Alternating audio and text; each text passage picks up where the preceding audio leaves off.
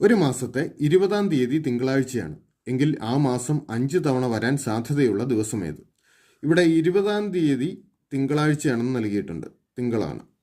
അങ്ങനെയെങ്കിൽ ആ മാസം 5 തവണ വരാൻ സാധ്യതയുള്ള ദിവസം ഏതെന്ന് കണ്ടുപിടിക്കണം. ഇവിടെ ഈ മാസത്തിൽ എത്ര ദിവസമുണ്ട് എന്ന് പറഞ്ഞിട്ടില്ല, നമുക്ക് 30 ദിവസം ഉണ്ടെന്ന് കരുതാം. ഇനി 20-ാം തീയതി തിങ്കളാഴ്ചയാണെങ്കിൽ അടുത്ത തിങ്കൾ ഏത് വരും?